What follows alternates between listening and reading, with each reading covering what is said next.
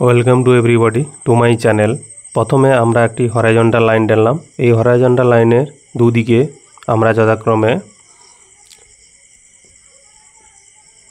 10 millimetre দূরে আর দুটি বিন্দু সেট করলাম।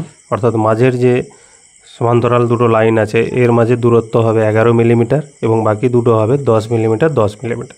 এরপরে মাঝে একটা বিন্দু সেট করলাম ও দুদিকে যথাক্রমে 1.5D এবং সেখান থেকে আবার 1.5D দুদিকে অঙ্কন করা হবে। তো আমরা মিডল পয়েন্টটা সেট করলাম। এবার মিডল পয়েন্ট থেকে 1.5D দূরত্বে অর্থাৎ 30 মিলিমিটার দূরে প্রথম সেন্টার লাইন এবং ডান দিকে যথাক্রমে দ্বিতীয় সেন্টার লাইন আমরা টানলাম।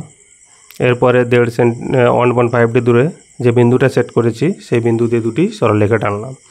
এরপরে সেন্টার লাইন থেকে 1.5D দূরত্বে যে দুটো বিন্দু সেট করা হয়েছিল ওই দুটো বিন্দু দিয়ে যথাক্রমে উপরে এবং নিচে যে কভার প্লেট দুটো আছে কভার প্লেটে দুদিকে আমরা এই যে 10 ডিগ্রি করে অ্যাঙ্গেল টানলাম।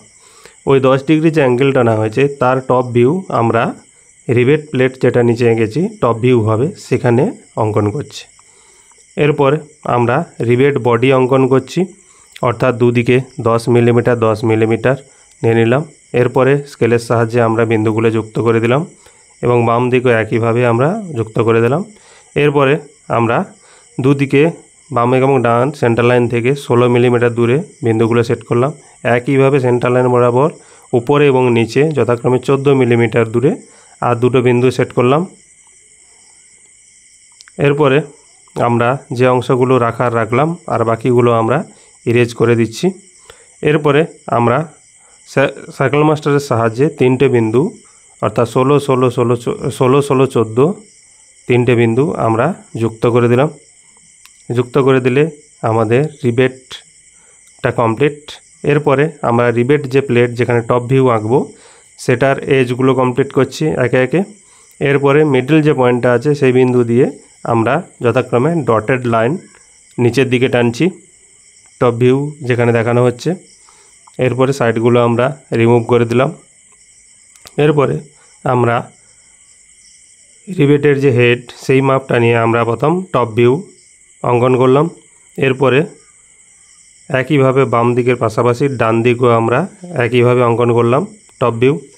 এরপরে স্কেলের সাহায্যে আমরা পেন্সিলের 60 মিলিমিটার দূরে আরও দুটি বিন্দু সেট করলাম। ওই বিন্দুগুলো দিয়ে যথাক্রমে 16 মিলিমিটার মাপ নিয়ে আমরা টপ ভিউ অঙ্কন করলাম।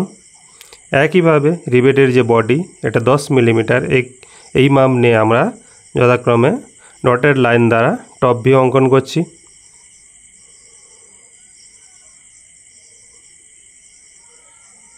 এরপরে হরাইজন্টালি এর সেন্টার লাইনগুলো কমপ্লিট করে দিচ্ছি, অর্থাৎ রিবেট যে হেড তার যে টপ ভিউগুলো হয়েছে একইভাবে আমরা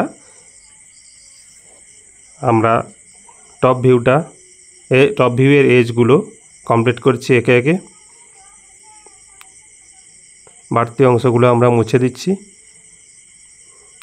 এরপরে আমরা যে অংশে আসছি সেই অংশটা হলো হ্যাচিং লাইন, অর্থাৎ প্রথমে যে মাঝখানে যে রিবেট প্লেট আছে তার দুদিকে যথাক্রমে দুটো কভার প্লেট আছে। এই কভার প্লেটগুলি উপরে কভার প্লেটটি আমি এখন হ্যাচিং লাইন দ্বারা চিহ্নিত করছি 45 ডিগ্রি অ্যাঙ্গেল দ্বারা। একইভাবে আমরা নিচের দিকে একইভাবে কভার প্লেটটা হ্যাচিং লাইন দ্বারা চিহ্নিত করছি বিপরীত অভিমুখে, যাতে পরিষ্কার আমরা বুঝতে পারি। একইভাবে আমরা কভার প্লেট যেটা আছে মাঝখানে সেটা এখন হ্যাচিং লাইন দ্বারা চিহ্নিত করছি। এরপরে আমরা যে অংশে আসব তার আগে এটা কমপ্লিট হতে দাও। নেক্সট আমরা যে অংশে আসছি সেটা হলো ডাইমেনশান, অর্থাৎ যেমনভাবে আমরা আঁকার সময় প্রথমে দিয়েছিলাম 1.5D সে অংশগুলি আমরা চিহ্নিত করে দিলাম এবং রিবেট যে বডি এটা হচ্ছে ডায়ামিটার D দ্বারা চিহ্নিত করা হলো এবং দুটো টপ ভিউয়ের মাঝে দূরত্ব P দ্বারা চিহ্নিত করা হলো যেটাকে পিচ বলা হয় এবং লেন্থ L দ্বারা চিহ্নিত করা হলো। শেষ পর্যন্ত দেখার জন্য সবাইকে ধন্যবাদ।